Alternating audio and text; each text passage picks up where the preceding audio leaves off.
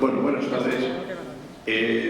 Vamos a empezar ya porque aquí lo de menos es mi presentación, porque estamos hablando de una persona que es muy conocida por todos nosotros, Miguel Pedrero. Y además va a hablar de un tema controvertido, que es si existen inteligencias en otras dimensiones. Hay defensores de mucha categoría intelectual y detractores también. Por lo tanto, es un tema que puede resultar, y seguro que resultará muy interesante. Es un brillante escritor, lo sabemos todos, y periodista, que ha tenido la fortuna de realizar viajes a sitios exóticos, sitios misteriosos, y eso le ha enriquecido, y él, de paso, ha enriquecido a sus lectores, a los que han visto estos reportajes que ha hecho para la televisión, y por lo tanto ha sido muy interesante para todos nosotros. Es redactor de una revista que yo tengo una especial predilección, que es Año Cero, que la he leído desde el primer número, tengo la satisfacción de poderlo decir. Es reportero del popular programa de televisión Espacio en Blanco, muy querido también por mí, lo que pasa es que lo dan unas horas que me recuerda a un amigo mío que decía que los amaneceres son preciosos, pero que les venían mal de hora.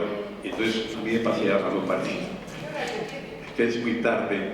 ¿Qué? ¿Qué horario tiene? ¿Qué hora es? Ah, el horario. Viernes, madrugada de viernes a sábado, de 2 a 4 de la mañana. Bueno, entonces ya entendéis lo que os acabo de decir. O sea, un poquito más y el amanecer. Bueno, pues entonces, durante 12 años fue reportero del programa Milenio de Radio Galega y ha escrito cientos de reportajes de investigación sobre temas muy diversos, un poco chocantes, que parece que tiene una inquietud muy especial, porque tanto puede escribir del mundo del espionaje, el mundo de los enigmas históricos, conspiraciones, sociedades secretas o fenómenos inexplicables. En fin, y luego cuando veamos los títulos de los libros veremos que hasta parece que ha hecho alguna inclusión en el mundo de la política. El último libro que ha escrito es Los 20 mejores expedientes X españoles, que es de la editorial Sidonia, que ha tenido la delicadeza la editorial de traer aquí unos ejemplares por si alguno de nosotros, y yo ya soy uno de ellos, desea que se lo firme Miguel Pedrero. Así que terminaremos un poquito antes sobre las 9, a las 9 y cuarto hay que despejar esto, para poder dar lugar a que tranquilamente pueda firmar, no solamente firme, sino que diga algo antes de su firma. Antes ha escrito otros libros que voy a enumerar por orden cronológico descendente. El universo no es plano, los auténticos expedientes X, la conspiración del Mesías, claves ocultas del poder mundial, Franco Top Secret, un druida en Compostela, contacto, corrupción, las cloacas del poder. Ha participado en un libro de relatos que es 20 historias inquietantes, que editó Minotauro. Es decir, que estamos hablando de una persona bastante polifacética y que todo lo que hace, lo hace bien. Entonces, por eso decía yo que mientras voy a empezar rápidamente, que todavía no era ni tan siquiera la hora, porque el que llegue tarde no se va a perder nada. Pero a partir de ahora sí se va a perder más cosas interesantes. Tiene la palabra. Bueno, muchas gracias. Decía Ramos Pereira que él es lector de Año Cero desde el número 1. No, en realidad Año Cero nació gracias a este señor. Es una larga historia que quizás en otro momento, pero si existe Año Cero, gracias a este señor que está aquí. Bueno, y por supuesto daros las gracias a todos los que estáis aquí. Sé que es un día complicado porque, ya sabéis, la ley de Peter, hoy había 3 presentaciones en Madrid de libros, uno de Hay otros mundos, un libro en el que también participo. De momento no tengo el don de la bilocación, o sea que aquí estoy, y si no me equivoco, había también otra presentación de un libro en la que participaban Carlos Canales y Jesús Callejo, es decir, que hoy había bastantes actividades en Madrid, ¿no? Bueno, yo voy a hablar de un tema muy complicado y y tengo una hora. Así que bueno, tengo aquí una serie de apuntes, pero como suele ser habitual, al final me lo voy a saltar todo y voy a improvisar porque si no, no me va a dar demasiado tiempo, ¿no? Decía Ramos que efectivamente voy a hablaros de un tema absolutamente polémico, es decir, la posibilidad de que existan universos paralelos. Yo voy más allá, porque soy bastante heterodoxo en esta cuestión, ¿no? Incluso planteo que en esos universos paralelos podrían existir alguna clase de inteligencias que, ¿por qué no?, podrían tener la capacidad de interactuar con nuestro mundo. Y desde mi punto de vista, y es una mera hipótesis, ciertos hallazgos en el campo de la física, sobre todo en el campo de la física cuántica, podrían explicar hasta cierto punto determinados fenómenos anómalos, ¿no?, que desde nuestro punto de vista son absolutamente absurdos, ¿no? No tienen ningún sentido. Yo, cuando hablo de este tema, y lo digo siempre, uno se siente un poco ridículo, ¿no? Porque con los problemas que tenemos en el mundo real, que pisamos, y tratar un tema quizás tan desapegado de la realidad habitual, normal y monótona, un tema quizás tan elevado, con todos los problemas que hay aquí, pues uno se plantea si en el fondo no sería más útil hablar de otro tipo de cuestiones que están ocurriendo, ¿no? Cuestiones de la más rabiosa actualidad y que eso sí que nos tocan a todos, porque tiene que ver con nuestro medio de vida, nuestra casa, nuestro trabajo, el futuro de nuestros hijos, etcétera, etcétera. Pero bueno, cada uno tiene su labor en este mundo y a mí me ha dado con este tipo de cuestiones, ¿no? Cuestiones heterodoxas que yo creo que en cierta manera son bastante o son mucho más trascendentes que los temas habituales que tratan los medios de comunicación, ¿no? Porque ¿qué puede haber más trascendente que la posibilidad de que exista vida después de la vida, de que nos visiten seres de otros planos de existencia, de que exista vida inteligente en otras partes del universo? Yo creo que es algo absolutamente trascendente. Y por otro lado, este tipo de temas, cuando uno profundiza en ellos y se interesa de verdad por este tipo de cuestiones, a uno lo dejan un tanto desnudo, ¿no? Se da cuenta de que no hay certezas, de que no hay grandes respuestas y que la búsqueda es particular, es individual de cada uno de nosotros, ¿no? Esto atenta, por supuesto, contra lo que yo siempre digo que es la máxima de lo políticamente correcto, ¿no? Estamos acostumbrados desde los grandes medios de comunicación que nos digan qué tenemos que pensar, qué es cultura y qué no es cultura, qué es ciencia y qué no es ciencia, qué es lo correcto y qué es lo incorrecto, qué es el periodismo serio y el periodismo marginal, y en el fondo esto no es así, es más, suele ser al contrario, ¿no? Por lo tanto, cuando uno profundiza en este tipo de cuestiones, primero que nadie es experto en nada, porque son temas tremendamente complejos y complicados, ¿no? Y uno no se ha especializado en nada, sino que ha tocado muchos palos, ¿no? Pero quizás eso me ha dado una visión un poco más amplia de todos estos fenómenos, ¿no? Y bueno, desde luego son, como os digo, temas absolutamente complejos, pero que hacen que uno tenga un amplio sentido crítico, que se interese por muchas cuestiones y que no se agarre a respuestas que procedan de organizaciones religiosas o incluso a ciertos dogmas científicos, ¿no?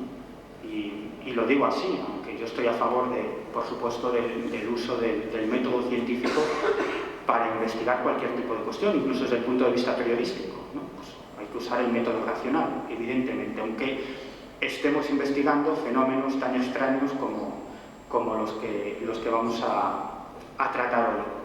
Pero es cierto que también hay ciertos dogmas inamovibles, ¿no? Es decir, actualmente la ciencia es absolutamente materialista y todo lo que huela a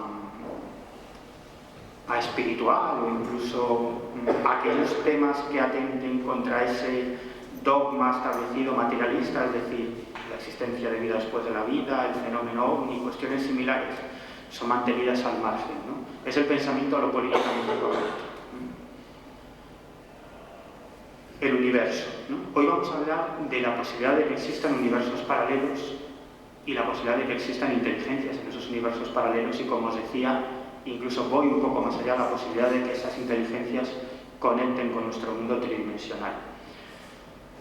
Pero no necesitamos salirnos de nuestro universo material tridimensional para darnos cuenta de lo extraño que es la realidad en la que vivimos, ¿no? En realidad no sabemos nada, absolutamente nada del universo. Cuando miramos una noche estrellada hacia lo alto, yo me acuerdo especialmente de esa sensación en dos lugares, que es Isla de Pascua y el desierto del Tassili. Uno cuando mira hacia arriba y ve esa cantidad de estrellas que parece que se dan codazos unas a otras, ¿no?, para ocupar su espacio, y se da cuenta de esa inmensidad, uno lo primero que piensa es que en realidad ni siquiera está viendo el presente, está viendo el pasado, porque la luz viaja a 300.000 kilómetros por segundo y esas estrellas que estamos viendo están probablemente a cientos de miles o millones de años luz. Por lo tanto, lo que estamos viendo es un pasado remoto, ¿no? Es decir, simplemente eso.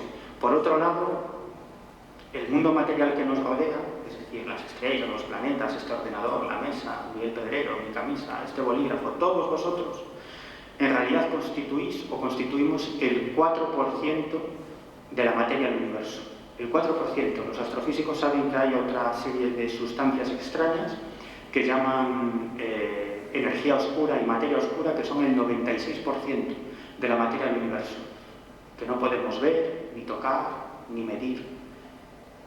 Y todavía estamos aquí, todavía estamos en nuestro universo, todavía no me he ido a los otros. Tampoco sabemos nada de la esencia de la materia, ¿no? A veces creemos que los grandes enigmas están por ahí arriba, ¿no? Y los grandes enigmas no son tanto cosmológicos como físicos, ¿no? Y sobre todo relacionados con la física cuántica, ¿no? Es decir, ¿cuál es la esencia de la materia? ¿De qué estamos constituidos? En realidad es algo que no se sabe demasiado bien todavía hoy en día, ¿no? Hay teorías, y hay una teoría de la que han partido otras subteorías que explica esto bastante bien, pero podría estar equivocada, ¿no? Esto que veis aquí es una representación de un experimento básico en física, absolutamente básico, que es el experimento de la doble rendija, ¿no?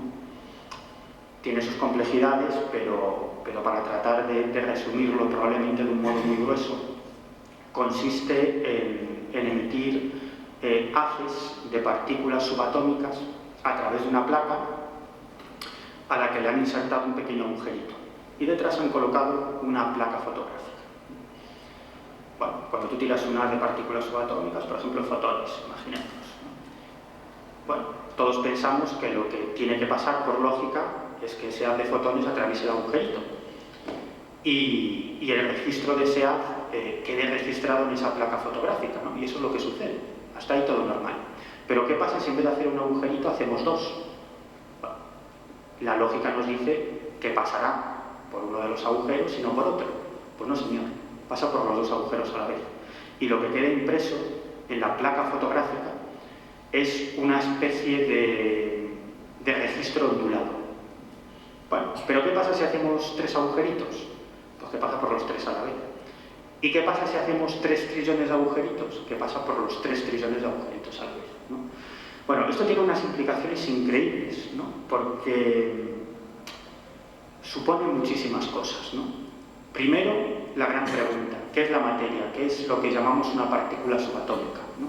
En realidad, cuando pensamos en una partícula subatómica, todos nos viene a la mente un puntito, muy pequeñito, ¿no?, que solamente podemos ver con un microscopio. Pues no, las partículas subatómicas no se pueden ver y ni siquiera son partículas como tales.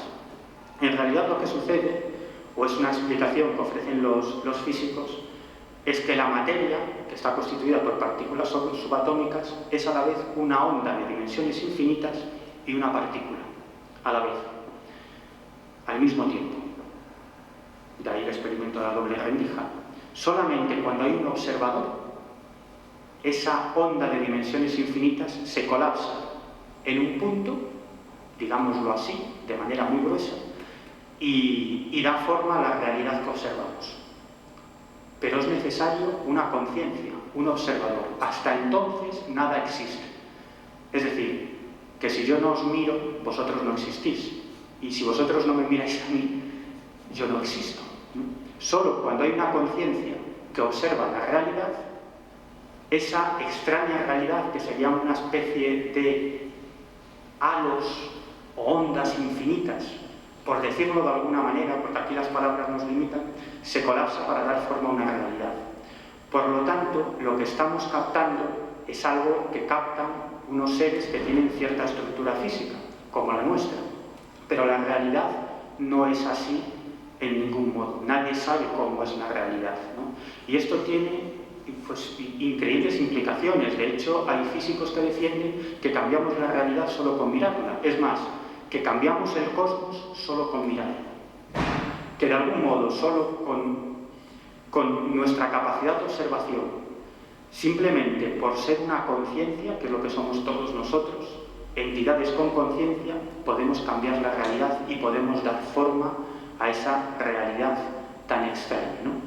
Esta es la esencia de la materia, o al menos eso es lo que creen los físicos. Pero como luego os explicaré, todo esto es incluso muchísimo, muchísimo más complicado, ¿no? Bueno.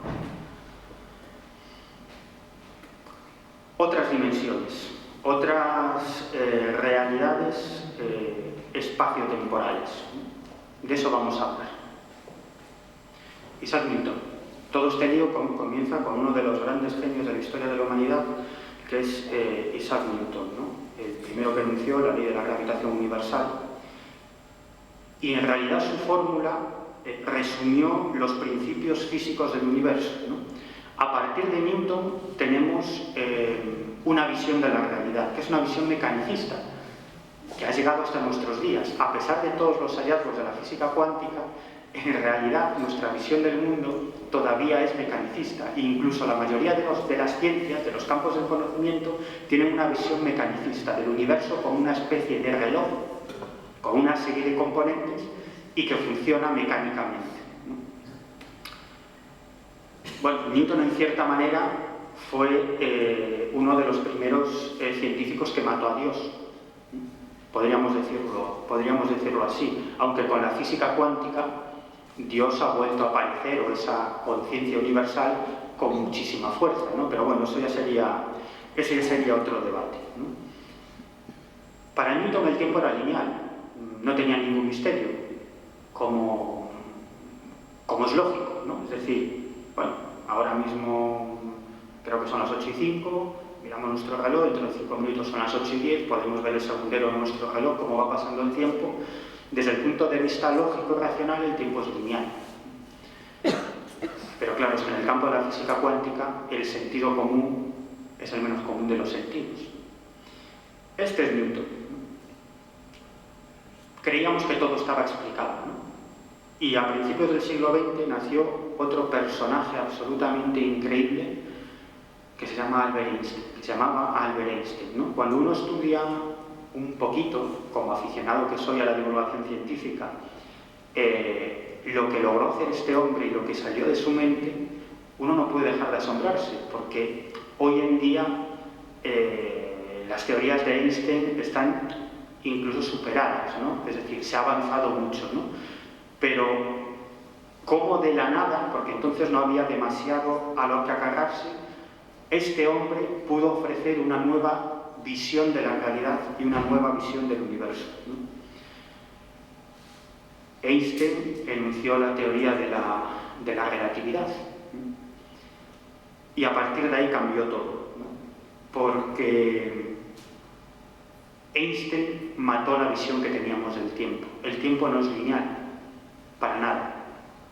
Es simplemente un acuerdo al que hemos llegado los seres humanos y una forma de contabilizar lo que sucede en nuestras vidas, pero en realidad el tiempo no es lineal.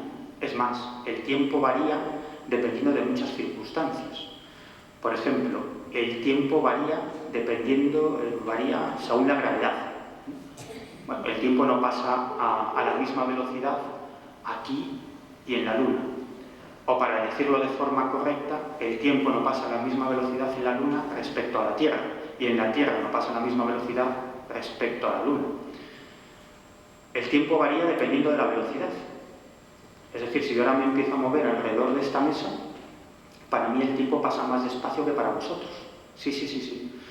Y esto ha sido comprobado científicamente cientos de veces con relojes atómicos.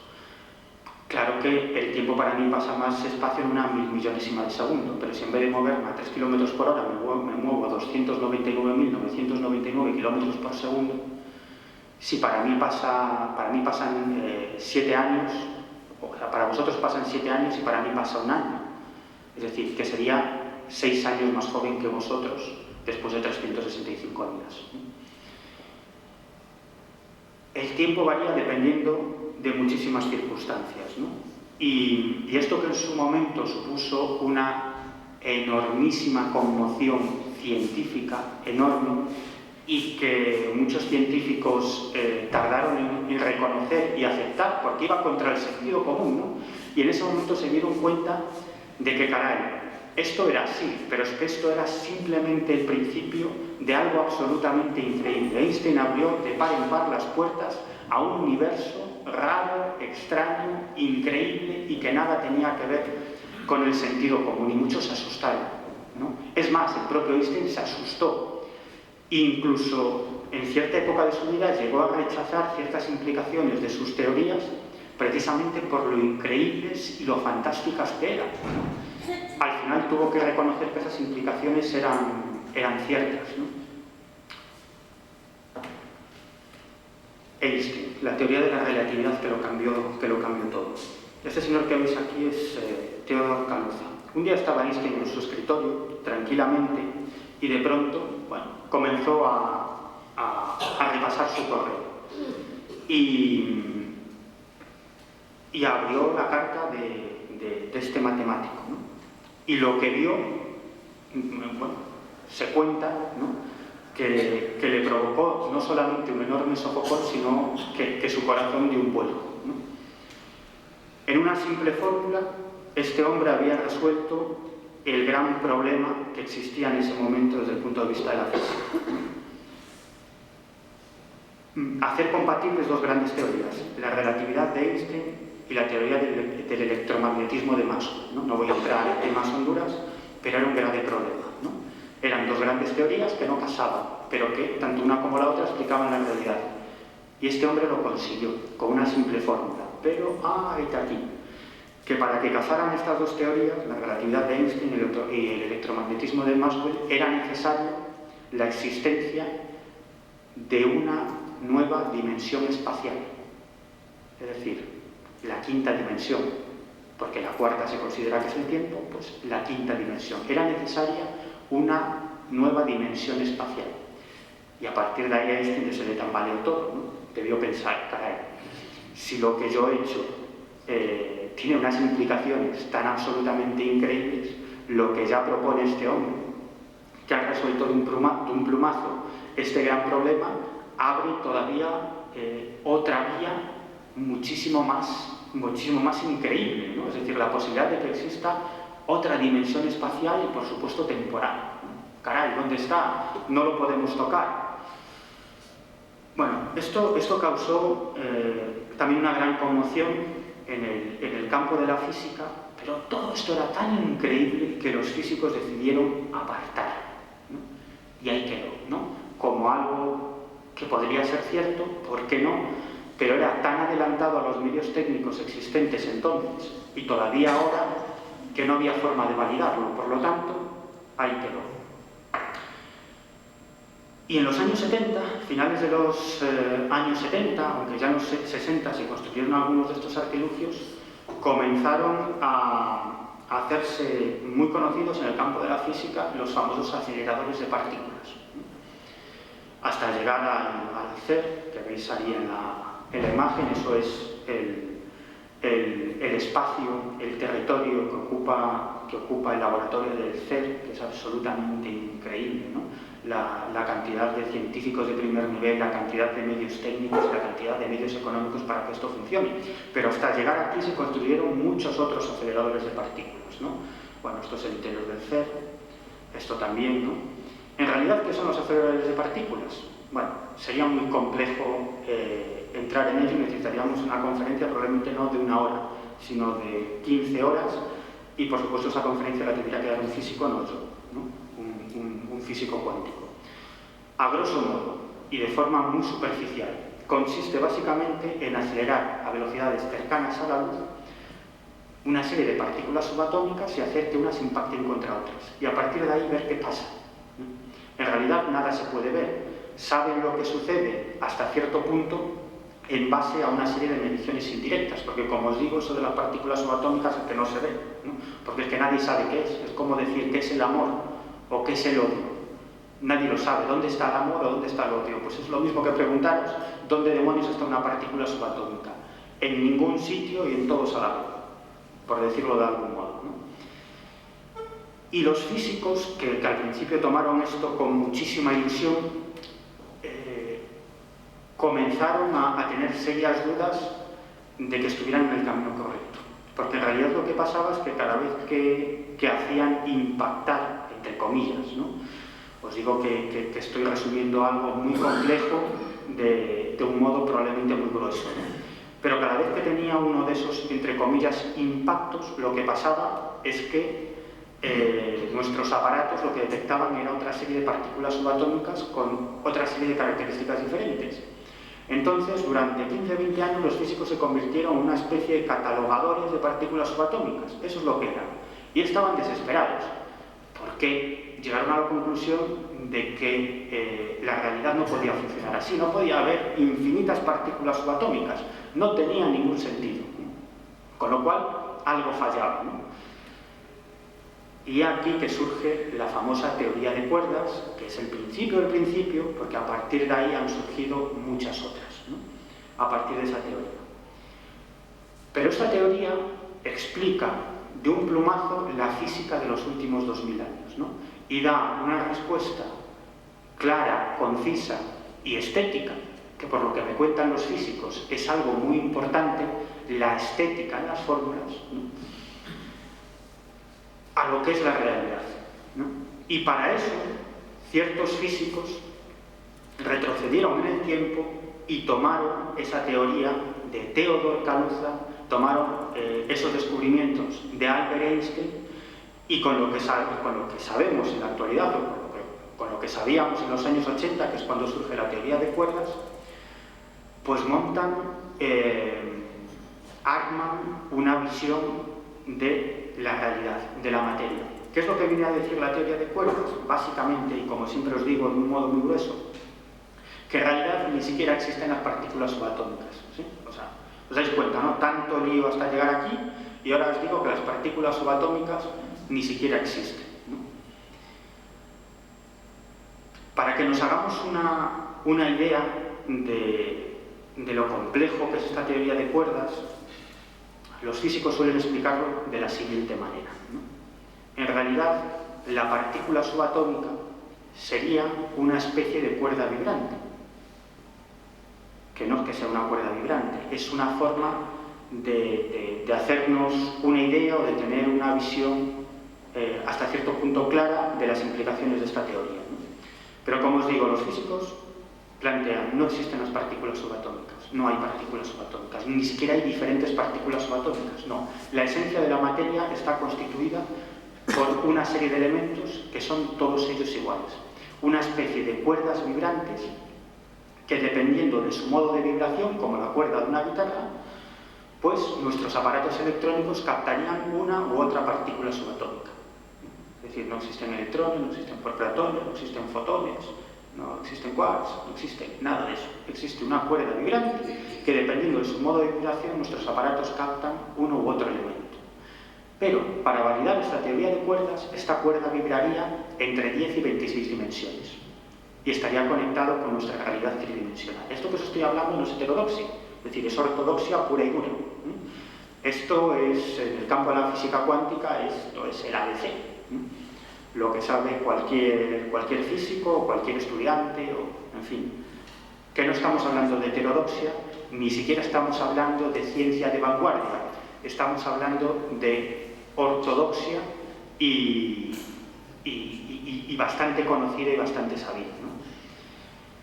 Claro, las implicaciones de esto son tremendas, son terribles, ¿no? Una cuerda que vibra entre 10 y 26 dimensiones. Eso supone que para que exista esta realidad tridimensional en la que estamos nosotros, de algún modo esta realidad está conectada con otras realidades del espacio-tiempo, podríamos decir incluso que con otros universos paralelos. Es decir, que nosotros no existiríamos sin la existencia de esos otros universos paralelos, ¿no? Ese señor que veis aquí es Steven Weinberg, es premio Nobel de Física, es uno de los físicos que ha aportado mejores teorías y una visión más clara a lo que es la teoría de cuerdas, ¿no? Y él siempre explica esto de la existencia de universos paralelos de la siguiente manera, ¿no? Es decir, cuando nosotros tenemos un aparato de radio y sintonizamos una emisora, eso no quiere decir que no existan otras emisoras, solo que no estamos sintonizados con esas otras emisoras, ¿no? Pasa un poco con la existencia de universos paralelos, ¿no? Es decir, nosotros sintonizamos una emisora, es decir, nuestra realidad tridimensional, pero no quiere decir que no existan otras realidades, otros universos paralelos que obviamente están en algún lugar, ¿no? Y curiosamente, la teoría de cuerdas se valida con la famosa y conocida teoría del Big Bang, ¿no? El origen del universo, el origen de la materia, de dónde surge todo, ¿no? ¿Cuál es la esencia de la materia? Es algo que constituye discusión entre los físicos, no digamos ya el Big Bang, el origen de la materia, ¿no? Bueno, cuando escuchamos hablar del Big Bang todos pensamos en una explosión, ¿no? Que en el fondo es la representación que tenemos ahí, aunque también es algo más complejo, ¿no? Los físicos lo explican como una ruptura de un universo decadimensional. Así explican el Big Bang, es decir, un universo de 10 dimensiones. De algún modo se produjo tuvieron lugar una serie de singularidades que llaman los físicos, y ese universo de 10 dimensiones colapsó, dando lugar a un universo de 4 dimensiones, que es el nuestro, las 3 dimensiones que todos conocemos más el tiempo, y otro universo de 6 dimensiones que se enrolló en el nuestro,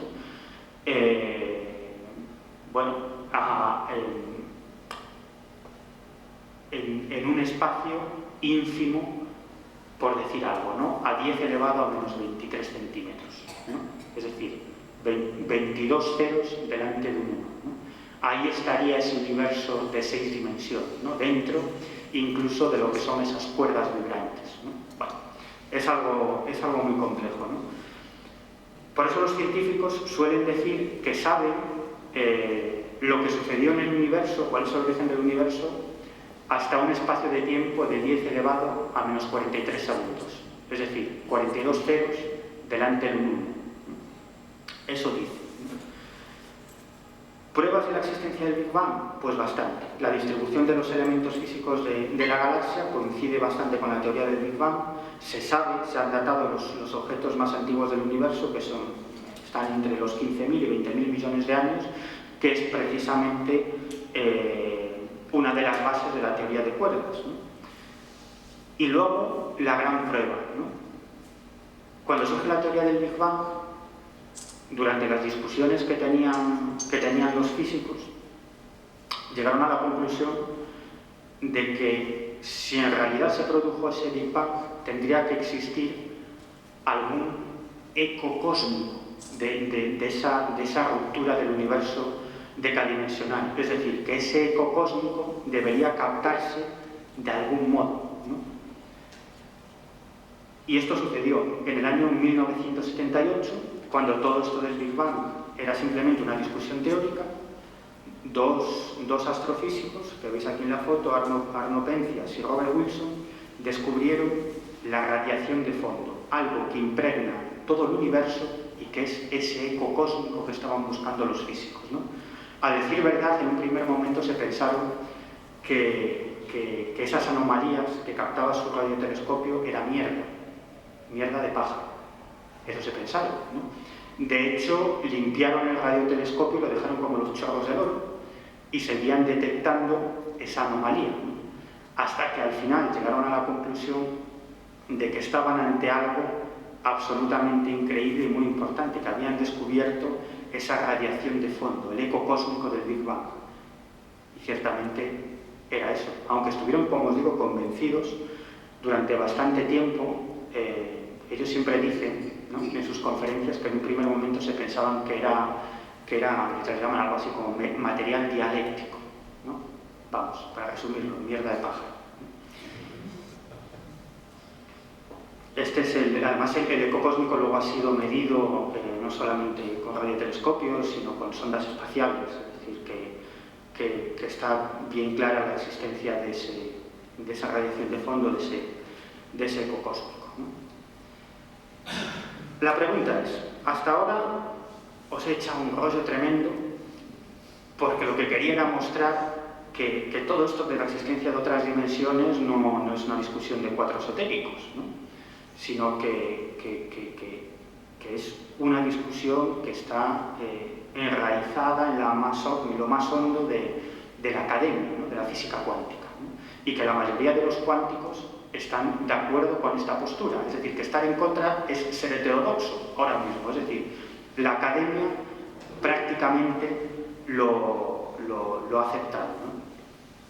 De hecho, Einstein, uno de sus grandes colaboradores, de sus mejores colaboradores, Nathan Rosen, llegaron a la conclusión, finalmente Einstein tuvo que aceptar la existencia de esos otros universos paralelos, se resistió durante muchos años, y eso que sus teorías eran las que habían dado pie a todos estos hallazgos en el campo de la cuántica, pero él se resistía, decía, no, esto no puede ser, ¿no? Cuando aquella famosa frase de Dios no juega a los dados, ¿no? Luego dijo, sí, juega, los tiene trucados, ¿no? Y con uno de sus mejores colaboradores, Nathan Rosen, llegaron a la conclusión no solo de que existían esos universos paralelos, sino que había que relacionarse con cualquier persona y escuchar cualquier cosa, por muy estrambótica que sea, porque incluso de la tontería más increíble puede saltar esa idea, ¿no? Porque el campo de la física teórica es muy curiosa, ¿no? Primero tienen la idea y luego desarrollan los conceptos y esas fórmulas tan complicadas, ¿no? Pero primero es la idea. Es decir, que en el fondo los grandes genios se caracterizan no por una gran memoria o nada similar, sino por una gran imaginación, ¿no? Por eso suelen ser tipos tan particulares, ¿no? Con vidas asombrosas e increíbles, ¿no? Me estoy acordando del otro premio Nobel, de Richard Feynman, que dejó todo y se dedicó durante muchos años a tocar el bongo, ¿no?, por ejemplo, ¿no? Y de hecho fue uno de los grandes músicos, ¿no?, de ese instrumento, ¿no? Es decir, gente muy particular. Otros de los grandes pues tenían otra serie de manías, ¿no?, como trabajar en club de striptease, por ejemplo, ¿no? Decían que si no estaban en un club de striptease, pues no les salía la fórmula, ¿no? Bueno, cosas de esas. Estamos hablando de gente muy especial y que muchas veces están fuera de este mundo, ¿no? Como diría mi amigo Fran Contreras, que está ahí atrás, que no son de este mundo, ¿no? O que no son de este reino, ¿no? Porque ya están en otro sitio. Bueno, todo eso que quiero decir, cuando estamos hablando de Roy Kerr, este hombre mejoró las teorías de Einstein y Rosen y llegó a una solución mucho más clarificadora en sus fórmulas. Es decir, llegó a la conclusión de que efectivamente existen esos universos, existen esos agujeros de gusano, pero lo que decía Einstein y Rosen era falso, que sí se podría traspasar esos agujeros de gusano y viajar a esas otras dimensiones, algo que está plenamente aceptado. Por tanto, el viaje a esas otras dimensiones no es una cuestión física, de la física, es una cuestión de tecnología, es una cuestión de ingeniería. Es decir, no tenemos la tecnología adecuada para conseguirlo, es decir, no tenemos la tecnología adecuada para generar la enorme magnitud de energía necesaria para traspasar esos agujeros de gusano y viajar a otras dimensiones, a otros universos paralelos. Pero, desde el punto de vista teórico, eso puede pasar. Y de hecho, es posible que pase en muchas más ocasiones de las que nosotros nos pensamos, ¿no?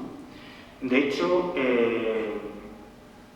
desde el punto de vista teórico, hay alguna posibilidad de que yo en este preciso instante me teletransporte y aparezca en la redacción de la revista Niceo, ¿no? Con lo cual diría maldición, ¿no? He salido de allí hace un rato y vuelvo a aparecer, ¿no?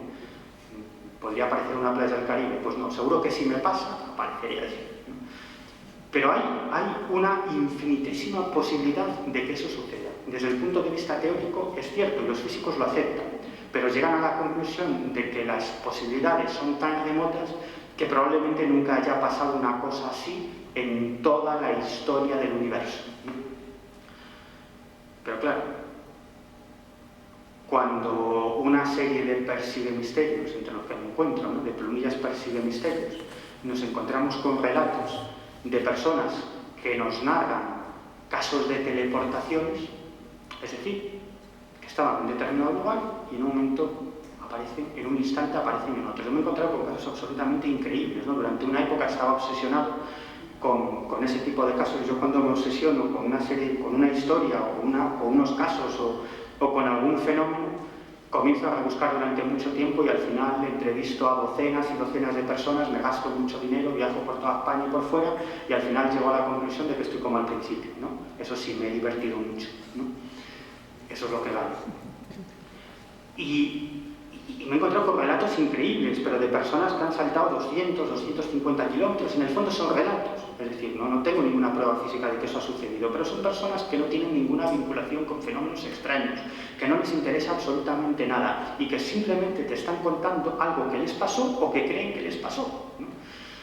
Claro, cuando hay un testigo dices, bueno, pero cuando en el coche van 5 y los 5 te cuentan lo mismo, dices, bueno, y es más, cuando antes de esos saltos espaciales sucede lo mismo, o te relatan la misma experiencia, una experiencia muy similar, caray, uno llega a la conclusión de que a lo mejor hay algo de realidad, ¿no? Una investigadora británica que se llama Jenny Randles escribió un libro sobre esta cuestión que se tradujo en España por la editorial Martínez Roca, que se llama, creo que se titulaba Viajes en el tiempo, ¿no? Bueno, pues cuando leí Viajes en el tiempo, dije, pues, sí, es decir, los mismos casos que cuenta esta investigadora, Jenny Randles, son los que suceden en España, muchos de los que yo he recogido, pero que me está contando las mismas circunstancias. Es decir, antes de que suceda este salto espacial o incluso temporal, que también he recogido algunos casos, sucede un error de Matrix, ¿no? Si habéis visto Matrix, os gusta la película, ¿no? Hay algo que rompe nuestra realidad tridimensional, o lo que pensamos que es normal y habitual. Es decir, hay algún elemento extraño que se produce en un momento, instantes después, o en ese mismo instante se produce ese salto espacial o ese salto temporal. Pueden ser muchas cosas: la aparición de luces extrañas, la aparición de una neblina muy espesa. Me he encontrado con descripciones de todo tipo, una sensación extraña por el cuerpo, sobre todo por la espalda, un hormigueo como si tuvieran una araña, que es lo que me escribían muchos de los testigos.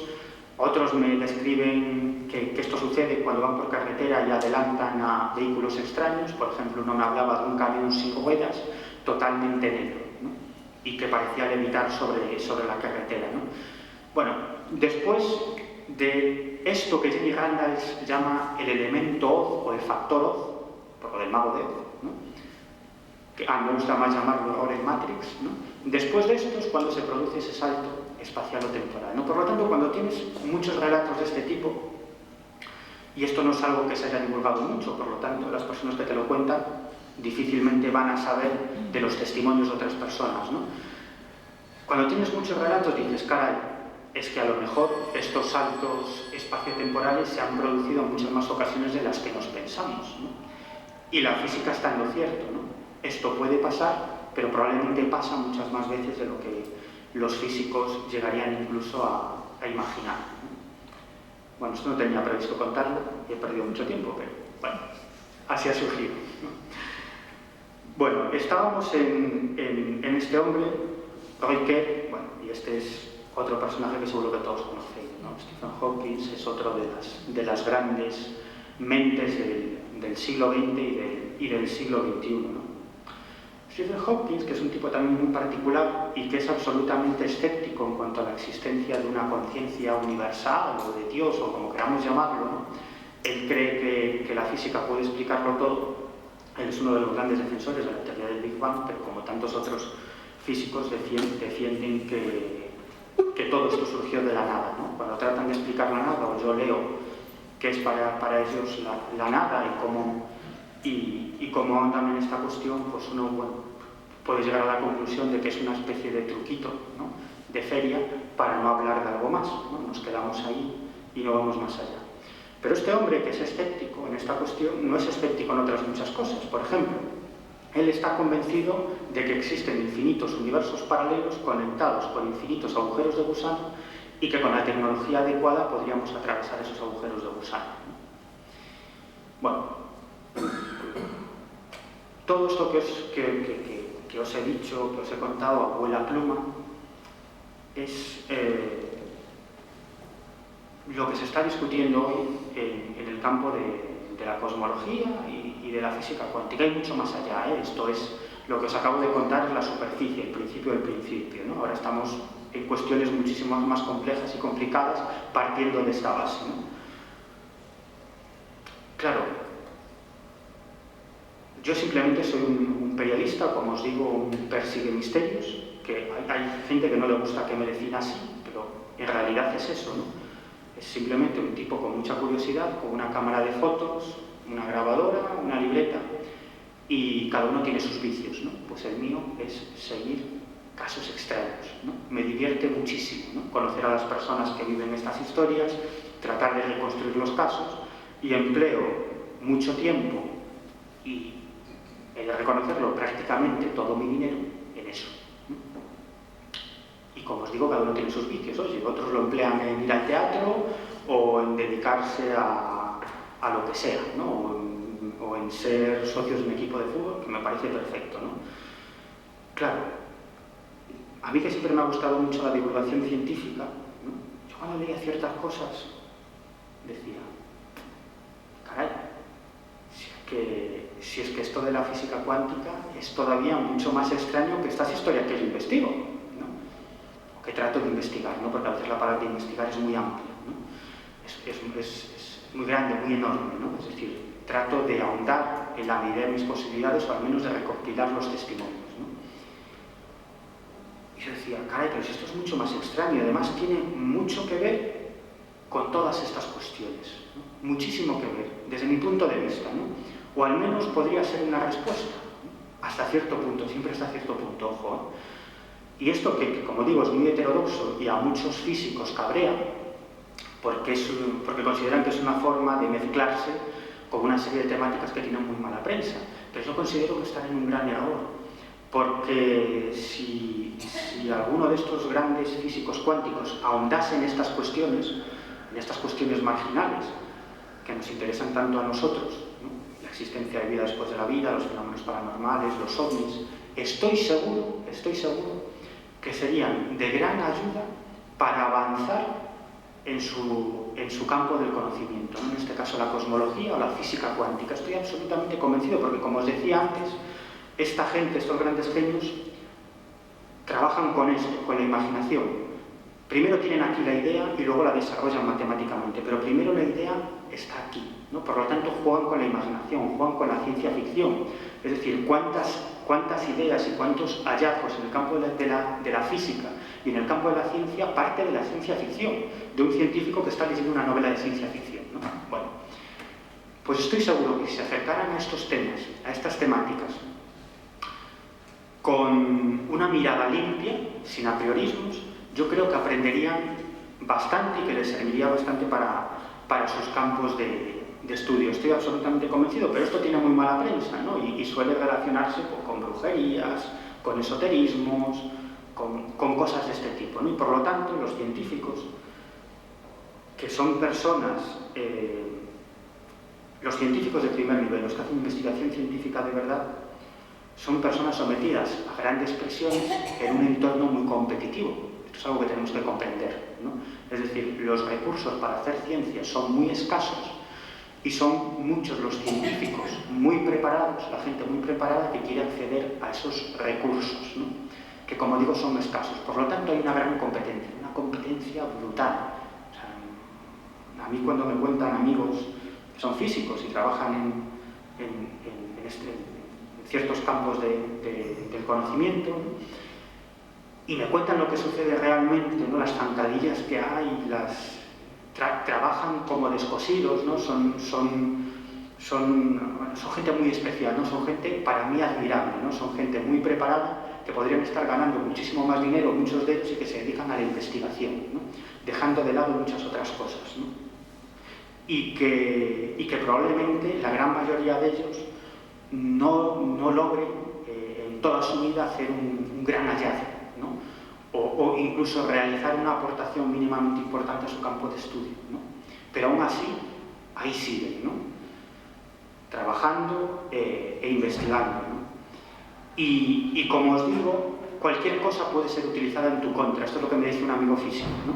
Por lo tanto, si alguien de tu departamento o de tu facultad, o incluso tus compañeros, que en el fondo son tus rivales en muchas ocasiones, que están peleando por esos recursos, descubres que tienes alguna vinculación con ciertas temáticas extrañas de mala prensa, ovnis, fenómenos paranormales, este tipo de cuestiones, eso podrá ser utilizado en tu contra. ¿Por qué aquellos científicos que ofrecen libremente su opinión sobre estas temáticas e incluso defienden que son interesantes y que es interesante investigar este tipo de temáticas, son aquellos que ya no tienen nada que perder y probablemente nada que ganar? Pues precisamente por eso, ¿no? Porque cuando estas personas llegan a cierto nivel, y estoy hablando incluso de premios Nobel, y a cierta edad, nada van a ganar y ya nada van a perder, ya son celebridades. Por lo tanto, pueden decir lo que les venga en gana. Y muchos de ellos, en los últimos años de su vida, es cuando se dedican a hacer estas declaraciones, ¿no? Que otros compañeros, bueno, consideran que son una especie de veleidades de simpáticos ancianitos que ya han aportado lo suyo a la ciencia y que ahora dicen ciertas barbaridades, ¿no? Y no es así, ¿no? En realidad son grandes genios que siempre han pensado eso, pero que lo pueden decir en ese preciso momento porque ya no tienen nada que perder, ¿no? Y como os digo, yo cuando leí estas cuestiones, divulgación científica, llegaba a la conclusión de que tenían mucho que ver con este tipo de cuestiones, ¿no? Bueno, podríamos hablar de muchísimas cosas, ¿no? Bueno, este señor que veis aquí se llama Michio Kaku, ¿no? Es uno de los grandes físicos teóricos, es profesor de física teórica en la Universidad de Nueva York, ha hecho grandes aportaciones a la teoría de cuerdas y, sobre todo, es un fantástico divulgador científico, ¿no? Ha escrito un libro que se ha traducido, ha escrito varios libros que se han traducido al español, de bastante éxito, por cierto, pero uno de ellos es absolutamente fascinante, publicado por la editorial Atalanta, y se llama Universos Paralelos, ¿no?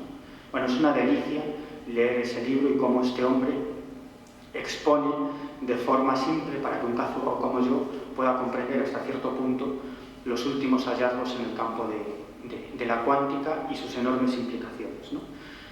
Pues yo me acuerdo que un día venía en autobús, seguir un gasoil, y estaba leyendo uno de sus libros, creo que era Hiperespacio, ¿no? Y de pronto este hombre hacía un ejercicio de imaginación, ¿no? Un simple ejercicio de imaginación, y planteaba cómo podría ser el contacto entre una inteligencia que viniera de algún otro universo paralelo y nosotros, ¿no? ¿Cómo lo veríamos en nuestro mundo? Era un simple ejercicio de imaginación teniendo en cuenta lo que sabemos de física cuántica. Y yo cuando leía eso dije, coño, esto es el fenómeno ovni. Estos son las apariciones marianas. Esto es la aparición de la Santa Compañía. Es que lo que está describiendo este hombre, probablemente, o con seguridad, en ese momento, sin tener la más remota idea de estas cuestiones, es más, incluso probablemente en ese momento las consideraba algo de locos y de idiotas, ¿no? Pero en el fondo está hablando de eso, ¿no? 3 años después, en una entrevista, este hombre empieza a hablar de ovnis. además a raíz de la desclasificación de ciertos informes clasificados sobre ovnis por parte del Ministerio de Defensa británico, ¿no? Y en una entrevista, creo recordar que era en la BBC, este hombre empieza a hablar de ovnis, ¿no? Y dice que es un fenómeno fascinante y que es un fenómeno que merece la pena ser investigado desde el punto de vista científico, ante la chufla del propio presentador, ¿no? Decía, ¿qué me está usted contando? Este hombre muy serio decía, sí, es un tema interesantísimo, con unas implicaciones que podría tener incluso unas implicaciones enormes para el campo de la física, ¿no? Medios psíquicos. Sé que vamos, no sé cómo vamos de tiempo, vamos creo que bastante mal, ¿no? ¿Cuánto nos queda? 20 minutos. Bueno. Medios pictóricos, ¿no? El fenómeno de la mediunidad. Podemos hablar a grandes rasgos del fenómeno de la mediunidad, que es algo que a mí también me fascina bastante, ¿no? Bueno, este hombre que veis aquí es Florencian Tom, es uno de los escasos mediums pictóricos existentes y tiene la capacidad de realizar una serie de cuadros como el que veis aquí en 2-3 minutos, chapoteando en el lienzo y en los colores, en las pinturas, y bueno, parece que van embadurnando el lienzo y finalmente da lugar a un cuadro que según él y la gente que milita en el campo del espiritismo, en realidad no es él quien está pintando, como digo, simplemente con sus manos cubiertos por unos guantes, ¿no? Sino que son los grandes maestros pintores de todos los tiempos los que emplean su cuerpo para hacer una demostración de que existe vida después de la vida, ¿no? Bueno, yo he visto sesiones de Florencian Tom, este es José Medrano, también lo he visto en algunas de sus sesiones. Estos son algunos de los cuadros que representa, que hace Medrano. Ya no hablemos de Gasparetto, al que nunca he tenido la oportunidad de ver en directo, pero me gustaría, ¿no? Que si estos dos son increíbles, el caso de Gasparetto ya no digamos, ¿no? Estamos hablando de la mediunidad, ¿no? Bueno, uno siempre puede pensar, qué sé yo, a lo mejor son personas con grandes capacidades pictóricas y que tienen la posibilidad de realizar ese tipo de cuadros en pocos minutos sin ni siquiera mirar para el lienzo, porque yo he visto trabajar a José Medrano mirando para lo alto, embadurnando el lienzo con un montón de colores y que, bueno, al cabo del minuto aquello va tomando forma, ¿no? Y bueno, a mí esto me extraña muchísimo, ¿no? Hay muchos puntos de vista y obviamente no es necesario tirar de la existencia de espíritus en el otro lado, ¿no? Sino quizás estamos hablando de algún tipo de fenómeno paranormal, de capacidad mental de la propia persona, y que esa podría ser la explicación más que irnos a la existencia de entidades en otras dimensiones o en el más allá, ¿no? Es lo que ciertas personas siempre suele decir la navaja de Ockham, ¿no? A mí a veces cuando escucho lo de la navaja de Ockham me dan ganas de partirla, ¿no? Me dan ganas de partir la navaja de Ockham, ¿no? Porque no siempre es así, ¿no? No siempre lo más lógico es la respuesta adecuada, ¿no? Y ahí tenemos el ejemplo de la física cuántica, ¿no? El sentido común no es lo que prevalece en el campo de la física cuántica, es más, rompe el sentido común. Por lo tanto, la física cuántica rompe la maldita navaja de Ockham, ¿no? Bueno. Pero en el campo de la mediunidad no hay ningún elemento que puedas decir, bueno, pues es una prueba de que quizás aquí hay algo extraño, ¿no? Bien podría explicarse, como os he dicho, por las capacidades especiales de ciertas personas o las capacidades de ciertos individuos para entrar en estados alterados de conciencia y generar ciertos fenómenos, realizar esos cuadros en pocos minutos, etcétera, etcétera, etcétera. Pero es que el campo del espiritismo ha mutado a algo más interesante, que es el campo de la transcomunicación instrumental, ¿no?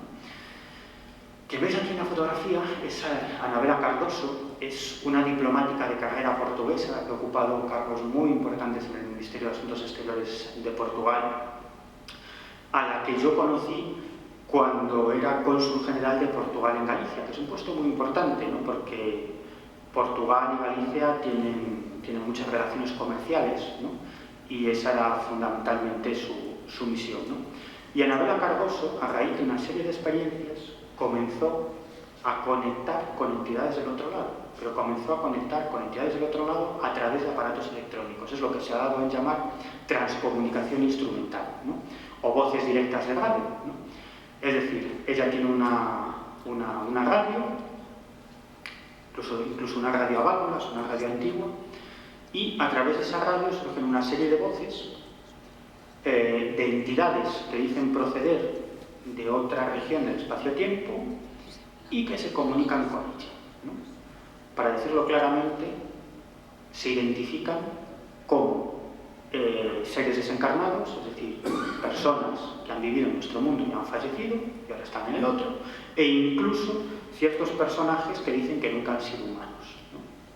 Bueno, todo este mundo es tremendamente curioso porque esos personajes que se comunican con algunos de los transcomunicadores instrumentales en todo el mundo lo hacen desde un centro emisor del más allá, ¿no? que se hace llamar Estación Río del Tiempo. Incluso hay varios personajes en esas comunicaciones, uno de ellos es el técnico, ¿no? Y el técnico lo que ofrece son consejos para mejorar la técnica o esos aparatos electrónicos para conseguir un mejor contacto con el más allá.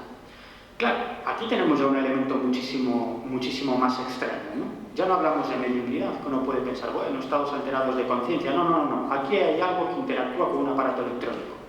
Uno puede decir, bueno, pues lo que diría la parapsicología ortodoxa, ¿no? Esto se puede explicar desde el punto de vista de la parapsicología porque es la mente de la propia persona la que provoca el fenómeno. Y yo digo, vale, pero aunque así fuese, sería absolutamente extraordinario. Es más, yo creo incluso que es más increíble eso, que existan espíritus en el más allá, ¿no? A mí me parece incluso muchísimo más increíble, ¿no? Y Anabela Cardoso, esas entidades del más allá, porque esto es puro contactismo, la eligieron para llevar a cabo una misión, y es conseguir que científicos de primer nivel investiguen la cuestión de la transcomunicación instrumental para demostrar racional y científicamente que existe vida después de la vida, ¿no? En ello está, ¿no? Gracias a su privilegiada posición, ¿no? Con contactos en muchísimos países del mundo, pues ha tenido acceso a grandes científicos y muchos de ellos han comenzado a investigar en el campo de la transcomunicación instrumental, ¿no? Es una mujer que habla 8, 9 o 10 idiomas, no sé, una enorme cultura y con muchísimos contactos, ¿no? Como os digo, es diplomática de carrera, ¿no? Bueno, este señor que veis aquí es David Fontana, fue durante muchos años vicepresidente de la Sociedad de Investigaciones Psíquicas, la SPR, y este hombre vivió alguna serie de experiencias con Anabela Cardoso absolutamente fascinantes, ¿no? De hecho, en una ocasión, las voces, por cierto, las voces hablan en muchísimos idiomas, ¿no? Suelen cambiar de idioma. Con Anabela Cardoso, como os digo, no sé si habla 7, 8, 9 idiomas, no lo sé, suelen hablar con ella en diferentes idiomas. Es más, incluso en un acto de chulería extrema, llegan a transmitir frases con palabras en diferentes idiomas, ¿no? Bueno, pues incluso llegan a describir esas voces cosas que están pasando en la estancia en la que se está produciendo ese contacto, ¿no? Pues a Anabela le llegan a hablar incluso de uno de sus gatos, ¿no? Le llegan a decir que está muy sucio, que lo lave, ¿no? Es decir, los mensajes, como en todos los casos de contactismo, no nos descubren grandes cosas, ¿no? Si hay toda una cosmogonía, esas entidades del más allá ofrecen toda una cosmogonía de cómo es el más allá, pero tampoco nos dicen, oye, esta es la solución a uno de los grandes problemas de la física. No. Y la demostración de que están ahí, al otro lado, y de que ven lo que pasa en nuestro mundo, pues es ofrecer explicaciones muchas veces sencillas o incluso referirse a cosas que están pasando en la sala o a cuestiones de la vida personal de los transcomunicadores, ¿no? Bueno, pues en cierto momento las voces a David Fontana lo saludaron, le dijeron "How are you, David Fontana?", ¿no? Este hombre, con una visión tremendamente científica, aunque ha investigado el campo de los fenómenos paranormales, pero era bastante ortodoxo, es decir, escéptico en cuanto a la existencia de vida más allá de la vida, se queda absolutamente sorprendido, ¿no? Dice, no se fiaba demasiado, ¿no? Y entonces preguntó, "Can you repeat?", ¿no? ¿Puedes repetirlo? Y las veces le responde, "How are you, David Fontana?", ¿no? A partir de ahí es cuando se empieza a interesar por este tipo de cuestiones, ¿no? Este señor que habéis ahí es Marcelo Bacci, ¿no? Es otro de los grandes transcomunicadores, vive en Grosseto, en Italia, en una pequeña localidad italiana. Este hombre no es científico ni nada que se le parezca, es un hombre de condición humilde y a raíz de una serie de experiencias mediúmnicas, esos seres, presuntos seres del otro lado, le pidieron que tomara una vieja radio a válvulas y que a partir de ese momento se iban a comunicar con él a través de ese método, ¿no?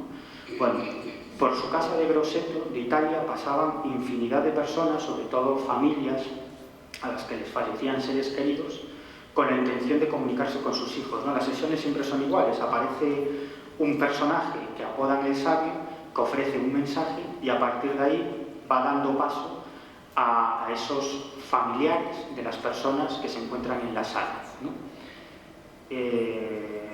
Bueno, hay escenas absolutamente increíbles, ¿no? Esas entidades, esos seres desencarnados que ven hablar, ¿no? Normalmente son niños, ¿no? Por lo tanto, son sesiones muy emotivas, ¿no? Los niños comienzan a llamar a sus padres y los padres llegan a reconocer las voces de sus hijos, ¿no?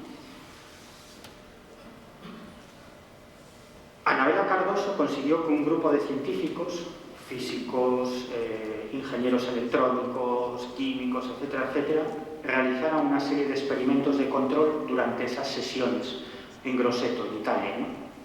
Pusieron todo tipo de aparatos, llevaron a cabo todo tipo de medidas de control para evitar que hubiera algún tipo de trucaje. Marcelo Bacci nunca se negó a nada de esto, siempre y cuando quienes llevaran a cabo esas investigaciones fuesen científicos de primer nivel, que es lo que él buscaba, ¿no? Fuesen hombres de ciencia y que de verdad pudieran buscar una respuesta a lo que estaba sucediendo, no cuatro aficionados, ¿no? Y lo cierto es que varias de esas sesiones, sometidas a medidas, como os digo, a medidas de control, esas voces llegaron a comunicarse en diferentes idiomas con todos los presentes. Llegaron a nombrarlos por sus nombres a todos los científicos e incluso llegaron a comentar cosas de su vida privada que ni siquiera unos sabían de los otros, ¿no? Era como una demostración de chulería, ¿no? De yo estoy aquí y lo sé todo. De hecho, a Anabela le llegaron a preguntar si se había comprado ya el coche. Tontería, claro que tontería. Y efectivamente, Anabela estaba pensando en cambiar de coche y en comprarse un coche nuevo, ¿no? Cosas de estas. Les desea felices Navidades a todos, porque uno de los experimentos tuvo lugar el 5 de diciembre de 2010, creo recordar. Bueno. Y este señor, que veis aquí, ese señor tan simpático, con el que también tuve la oportunidad de hablar en varias ocasiones, es Daniel Goulart. Daniel Goulart es uno de los máximos expertos en identificación de voces y sonidos.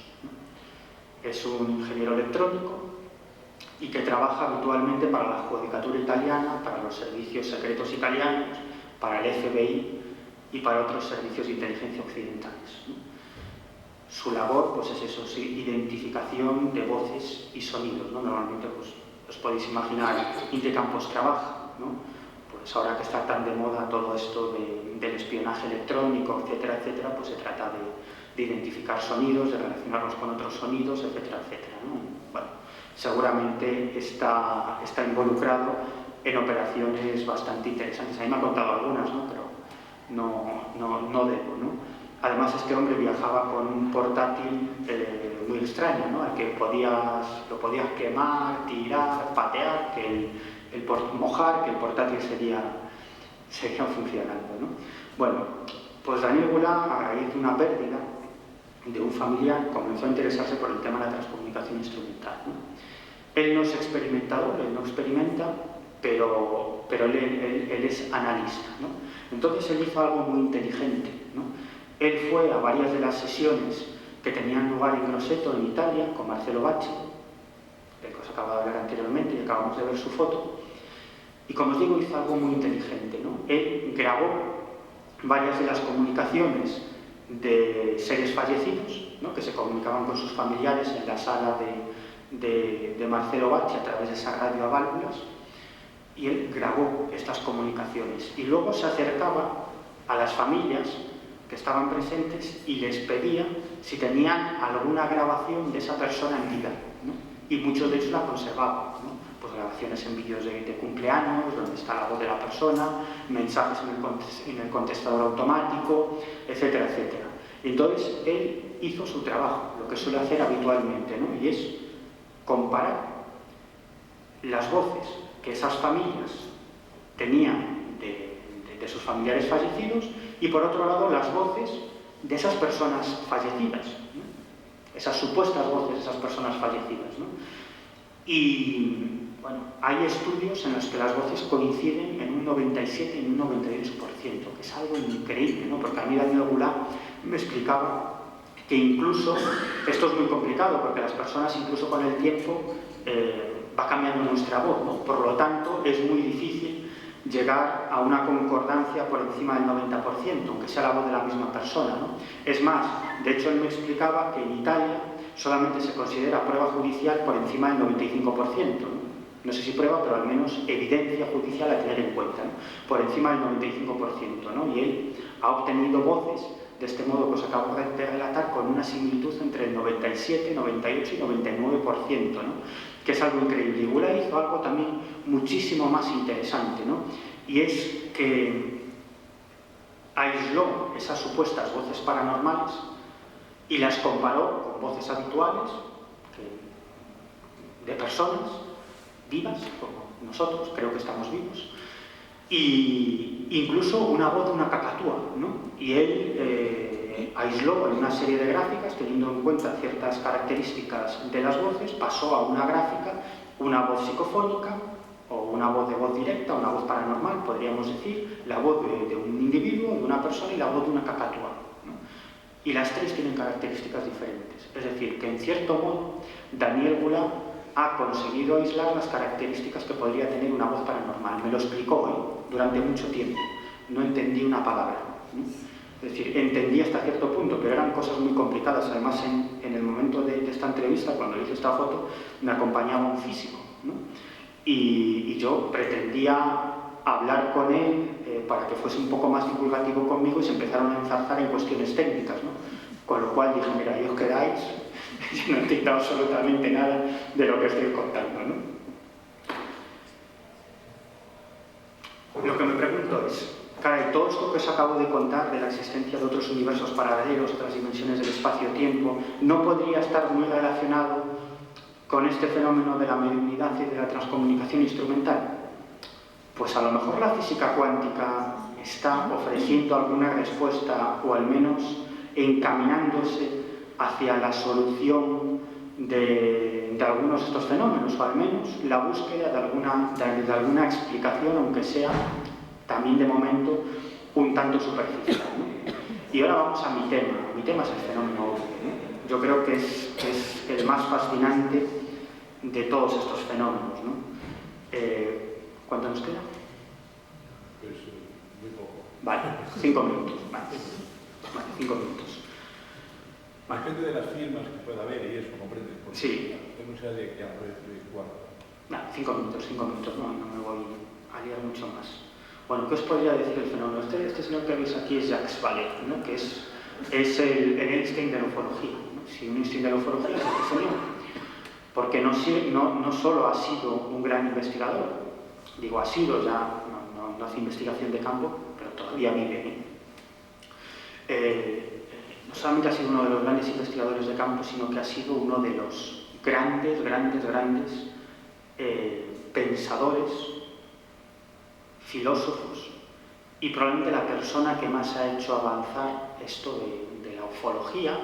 A mí la palabra ufología todavía me suena muy extraño, o el estudio del fenómeno ovni, ¿no? Investigar.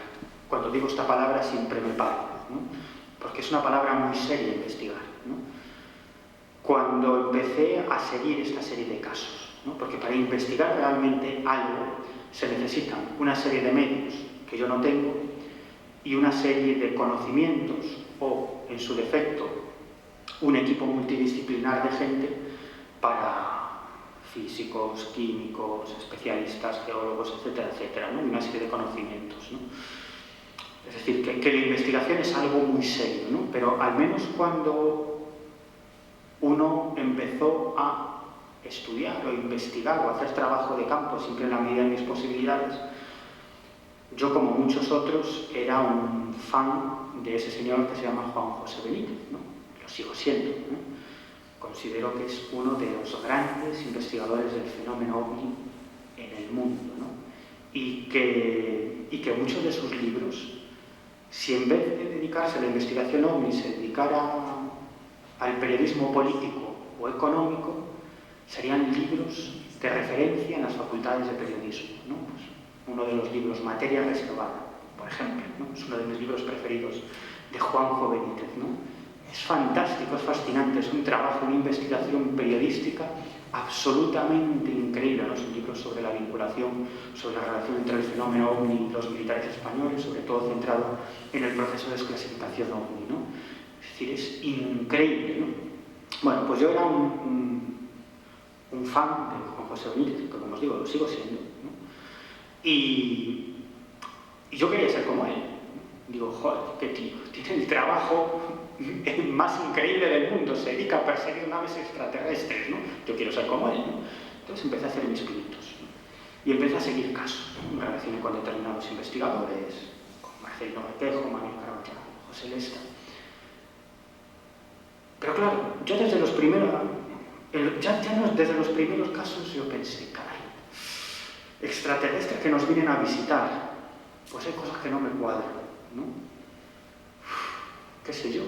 Bueno, así estuve unos años, hasta que agarré el primer libro de Jacques Vallée, ¿no? Cuando leí eso, me pasó como Einstein, ¿no? Cuando decidió, no me quiero comparar con Einstein, obviamente, ¿no? Pero pegué un salto también. Caray, si esto es lo que yo intuyo, pero este tío me lo explica de forma magistral, ¿no? Me está dando la respuesta. Yo solamente tenía una leve intuición de lo que podía ser, pero este tío aquí me lo está explicando de forma magistral, como os digo, ¿no? Y la conclusión es que, o mi conclusión, es que el fenómeno OVNI nada tiene que ver con naves de otros mundos que nos vienen a visitar y a recoger muestras. Que ni siquiera tiene nada que ver con lejanas estrellas, tiene que ver con nosotros, con el ser humano. Si están aquí es por nosotros. En realidad, ninguno de los encuentros cercanos con OVNIs son casuales. Ninguno. Yo creo que ninguno. Están perfectamente planificados para que esa persona o ese grupo de personas sean testigos de ese fenómeno. Yo hay una cosa que llamo marcas de veracidad, que los que me habéis escuchado muchas veces me lo habréis oído repetir, y ya diréis, está otra vez el abuelo Cebolleta con su historia. Pero no me canso de repetirlo, ¿no? Es decir, yo he escuchado cientos o miles de relatos de casos de OVNIs, ¿no? Muchísimos, ¿no? Como os digo, pierdo mucho tiempo, entre comillas, y dinero siguiendo este tipo de casos, ¿no? Y yo hay una serie de elementos en el relato que periodísticamente son marginales, ¿no? Porque desde el punto de vista periodístico, pues es lo que piensan los periodistas, yo me incluyo, pues probablemente no ofrezcan ningún elemento divulgativo o impactante para el lector, pero que desde el punto de vista del investigador para mí son la clave, ¿no? Y son elementos marginales. Cuando un tío te dice, oye, yo iba por la carretera, y por esa carretera he pasado miles de veces, y hay un tráfico tremendo a esas horas, oye, ese día ni un solo coche, cuando me encontré con el OVNI, ¿no? Esto, que puede parecer una tontería, el elemento marginal al relato, para mí es la clave. Yo le llamo marcas de veracidad. Claro, cuando lo escuchas 5 veces dices, bueno, pero cuando lo escuchas 300 o 500 dices, uff, aquí hay algo, ¿no? Es como si el fenómeno despejara el teatro de operaciones para que ese equipo en ese determinado momento observara eso, ¿no? Esa es la sensación, ¿no? Pero pensad lo que eso supone, ¿no? Que el fenómeno sea lo que sea, interactúe con la mente de un montón de tipos que iban a pasar por allí con el coche y no pase. Uno porque se encuentra con un amigo, otro porque se encuentra con una antigua novia, acaba en un hotel, otro porque no sé qué, otro porque tiene un esguince, ¿no? Por lo que sea, pero no pasa, ¿no? Despeja el teatro de operaciones, ¿no? A veces cuando me preguntan qué es el fenómeno OVNI, yo digo que son carros de brujas, ¿no? sobre todo reuniones familiares o de amigos, ¿no? Entonces ya me veían y dicen, bueno, ya nos habían hablado de este tío, el que perseguía marcianos, ¿no? Pero está más loco de lo que nos pensamos, ¿no? Lo que quiero decir es que en el fondo ahora pensamos los ufólogos clásicos, ¿no? Y bueno, ahora sabemos que nos visitan de otros planetas y nuestros antiguos, que eran medio idiotas, ¿no? Pues pensaban que eran carros de brujas o los dioses o los ángeles, porque claro, no sabían nada del cosmos, de la carrera espacial, etcétera, etcétera, ¿no? En el fondo es lo mismo. Estamos cayendo en el mismo error. Estamos interpretando el fenómeno desde nuestro propio contexto sociocultural. No hay más. ¿Por qué van a ser ahora las naves interplanetarias y no van a ser los carros de brujas? ¿Por qué? Porque por un lado está nuestra interpretación, pero por otro lado está la forma que se presenta ante nosotros el fenómeno. Y yo estoy convencido que el fenómeno se presenta ante nosotros de un modo que sea reconocible. Por lo tanto, no creo ni que sean extraterrestres, ni carros de brujas, ni dioses, ni ángeles, ni nada de esto. Es probablemente algo mucho más increíble, ¿no? Jacques Vallée dice que el fenómeno ovni es una especie de sistema de control, ¿no? Y yo añado, es una especie de sistema de comunicación con la raza humana, quizás, ¿no? Cuando a mí me preguntan, oye, ¿por qué los ovnis no se presentan? Joder, siempre hablando de los casos, vale, los militares, sí, testimonios, vale, sí, muy bien. Oye, ¿para qué tanto rollo? Que se presenten en el centro de Madrid, ¿no? O encima de la Casa Blanca. Y ya está, ¿no? Y yo digo, ¿por qué no se produce ya el contacto? Y yo digo, si es que el contacto se está produciendo todos los días. Hay millones y millones de casos en todo el mundo. Ya está, el contacto se está produciendo. Pero, ¿qué pasaría si apareciera un platillo volante sobre la Casa Blanca? Estamos en lo mismo. ¿Cuál es la explicación? ¿Quiénes son? ¿De dónde vienen? ¿Qué pretenden? Cualquier cosa que nos dijeran probablemente no sería verdad, ¿no? Y yo siempre pongo el mismo símil, ¿no? Si tenéis animales en casa, ¿cómo le explicas a tu perro quién eres tú? ¿No? Soy Miguel Pedrero, esta es mi casa, y ahora estoy haciendo la declaración de la renta. Y estoy acabando un artículo para Año Cero, y ahora te voy a sacar a pasear, y tengo que irme a la cama porque mañana tengo que trabajar. El perro lo sabe, capta algo de la realidad, pero tú hay cosas que no le puedes explicar. Yo creo que con el fenómeno ovni quizás pasa un poco lo mismo, ¿no? Es algo que interactúa con nosotros, de algún modo, con un objetivo, si podemos hablar de objetivo, y que ese sistema de comunicación probablemente es muy a largo plazo. Si estamos hablando de entidades para las que no existe el espacio ni el tiempo, ¿qué importa 1000 años? ¿Qué importa 1 millón de años? No importa, ¿no? Es decir, probablemente no estamos capacitados para saber quiénes son, por lo tanto no se pueden presentar ante nosotros. Se pueden presentar ante nosotros tomando determinadas formas, es decir, engañando y mintiendo, ¿no? Quizás el fenómeno ovni y otros muchos fenómenos no sea más que parte de ese sistema de comunicación. Bueno, sí va a hablar de muchas cosas, pero yo creo que ya no me da tiempo. Os iba a contar casos, porque a mí siempre me gusta contar casos. Otro día que emplazamos. Sí, pero va a ser que no, ¿no? Va a ser que no. O sea, y hasta aquí llegamos. Sí.